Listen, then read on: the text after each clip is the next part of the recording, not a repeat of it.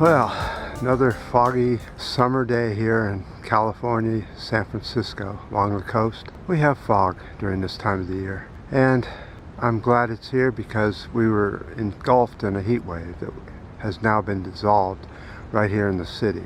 Other places it's still pretty warm and uncomfortable and incredibly dry.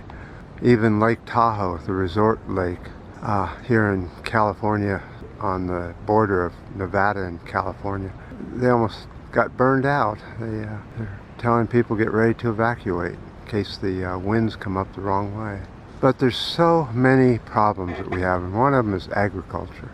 Agriculture land must be recovered and put back to rewilding, putting back what was there before humans did anything with it. And it's so important because the total animal agriculture land use today is 3.3 billion square hectares of land throughout the world. Cows consume on average of 3 to 30 gallons of water per day. That's a lot of water if you think about it. In 2020, a new report said meat industry is unsustainable. Only 17% of global calories consumption comes from eating animals. So in other words, it's very inefficient compared to how much food you feed these animals and water you use and how much land is taken up and the destruction of the land because of too many cows. I'm not saying cows in general, I'm just saying if they overpopulate, which is something ranchers usually do, try and make a living off of it. It's a tough industry. And by the way, one other thing I wanted to talk about was the naming of things. Sanitize. Let's sanitize the naming of animals in a cage. Let's call it livestock. That's one of those words that people use so that sounds like something's coming my way. Oh, might be a raccoon or a skunk. Can't see it yet. So whenever we talk about animals, we talk about animals. We don't talk about livestock. The bad, killing of the animal, feeding livestock or animals in a pen, eating the animal. All these practices are bad for the planet, and everybody knows it. But nobody wants to face the truth. They love the truth when it's in their favor of whatever their thing is. So if they're into black cars and a white car comes and he just lies and says, oh no, there's been no white cars through here, it's only black cars, it's a lie. And people know the truth from a lie in most cases, especially what I talk about on this channel with animals being eaten and consumed on a regular basis. Unfortunately, animals in a pen take up a large quantity of agricultural land throughout the world, and it's causing death to the jungles around the world because they turn it into pasture land, which only lasts for about 3 to 5 years before the soil is denuded of any nutrients, and it can't even really grow any kind of grains or anything. So then they just give up on it and move to another fresh spot and cut down all the trees, burn them, log it out, and then put the livestock on for about 3 to 5 years. They eat all the grass that can possibly grow, the land dies, and they move on. And this has been the practice in the Amazon for, well, at least 30, 40 years now, and probably before that.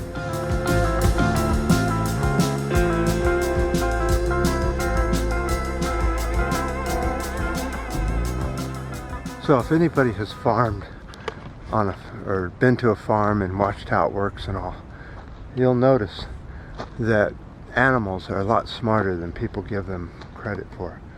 Many people say, oh, they're too dumb to even know they're being killed, or they think that the animal is a lower form of life, so it's okay if somebody kills it, butchers it up, and sells it to you to eat, even though people know that animal agriculture is non-sustainable on this planet and will also harm our planet in many ways, but not even to talk about how much meat harms the body of humans. People say, oh, but we're carnivores. No, we're not. They say, oh, you got canines on the upper. Those canines have a different purpose than eating meat. The purpose is to fight. Back when we were in the caves, we fought to the death, and you bit everywhere. You ripped their face off, and now those were the teeth that did it. They're the fighter teeth, the fighter canines. They're not a canine like you see in a dog. Just open a dog's mouth and look at a real canine and what you really need to eat meat.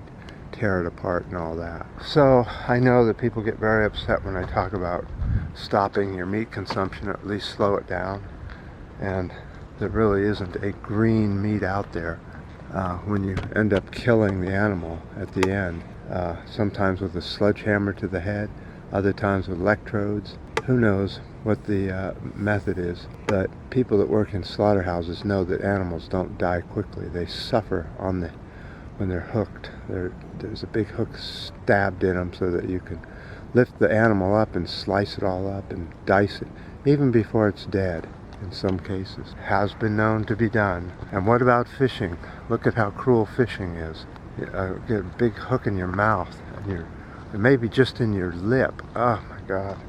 And they tow it inland, and you fight against it trying to get your lip free while you're ripping the skin out. Oh, it's just sick situation. Anyway, the reason I bring this up is I was confronted with an angry neighbor who thought my ways of non-meat eating was un-American, that they have the choice to do whatever they want to do. No, you don't. Nobody on the planet has a choice to do whatever they want to do. There's a truth out there, and it's always best when you look at the truth about everything and act on it. You know, at least know the truth. Look at it. Go and look the information up yourself and see just how much destruction eating meat really is around the world. And how many animals have you killed in the last week for your meals? Tough question, huh? But if you feel that you want to defend eating meat, you're welcome to put it on the comment section below, or anything else that you want to talk about. I do appreciate all the comments on the forum. The ups, the downs, the new subscribers, and until next time.